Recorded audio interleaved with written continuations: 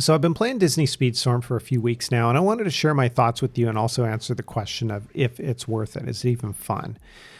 Look, if you're a Disney fan, this is a no-brainer. Go get it because this is Disney fan service through and through. You're getting a look at a number of the characters that are available out of the box. You're going to have to unlock a number of them, and it takes work. It's a bit of a grind fest to do that.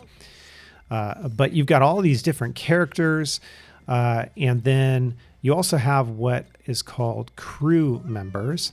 Crew members aren't playable, but as you unlock these, you can apply them to your racer to get speed boosts, to maybe increase your combat skills, things like that. So they will help you in the single player modes that you're going to go through.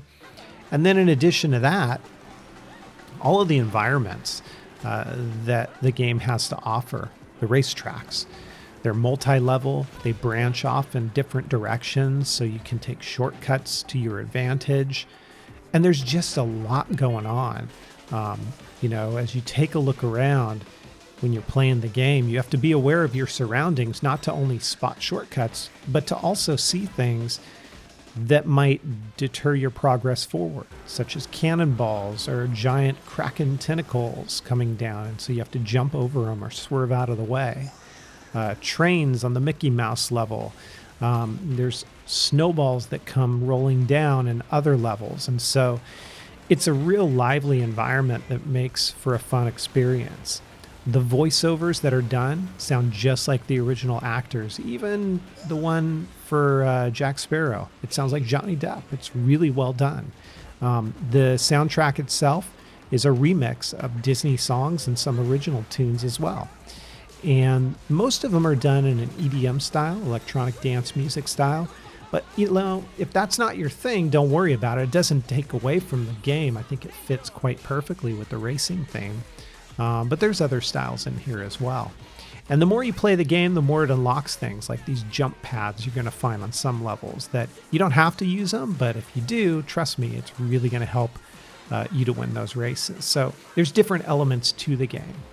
Now, of course, this gets compared to Mario Kart often in reviews. This is not, in my opinion, a review of the game, just my thoughts, but it's not really fair to do that because while it is a kart racer, there's a lot more to this game than a Mario Kart. I still look at Mario Kart as the gold standard, and nothing's going to top that right now. But this comes in close, right? It doesn't feel quite as fast as Mario Kart, especially when you can change your kart speed on Mario Kart. You can't do that here yet.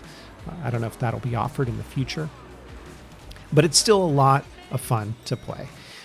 They also incorporated what I'll refer to as loot boxes. Remember Overwatch loot boxes? Well, you can get those in game as well here. And those will be rewarded to you for completing races. You can actually purchase them with in-game currency. So far, all of the in-game currency is achieved just by playing the game. I haven't been sent out to a shop or a store that says spend real money to get currency or loot boxes. There hasn't even been that option, so that's a good thing. And as we take a look at the game modes, there is a season tour. This will unlock after you go through the initial tutorial in the starter circuit. And there's quite a bit to do. I mean, you can go through, you can play these, you can replay them. They're going to teach you the initial mechanics of the game. Not everything, definitely not everything, but the initial mechanics of the game are going to be taught. And it's going to give you the ability to achieve some rewards as well. There's also limited events that take place in the game. You'll want to check back often because these are time gated. Some of them will be around for a day, others for a month, others for a few months. And as you complete those, they will give you rewards. So coins to spend in the shop, character shards that you can use to unlock. So this is where it gets confusing. Figment here, depending on how you place, you might get 10 shards, 15 shards, 30 shards. That goes towards unlocking that character because the character may take, let's say, 50 character shards to unlock. So you might get 35, but you still have more to go before he's unlocked for you. So it's not just unlock that character straight from the get-go. The game also has what's called a Golden Pass, and this is similar to the Battle Pass in Fortnite, just completing things in the season mode will get you experience, and you will be able to then unlock these different rewards. Again, character shards, parts for your vehicle, customizations, things like that. And then, of course, you have all the multiplayer from ranked to regulated multiplayer. You've got a local free play mode, and you also have private matches that'll give a code on screen. So let's say you're a streamer and you want to invite your friends to play on stream, they can do that.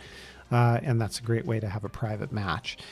When you move into the shop, you're going to find what are called different categories for things like Monsters, Inc. for your different characters. You can also go into the boxes and you can unlock content.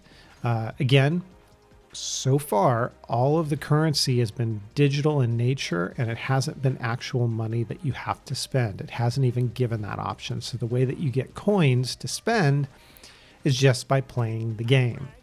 And that's a welcome addition here. But you'll see that as you start to dig in, I mean, these are the things that aren't really well explained. You can upgrade your character, and you can update your crew as well. And those are those crew cards that I was talking about that are going to boost things like your top speed, your acceleration, your handling, and whatnot.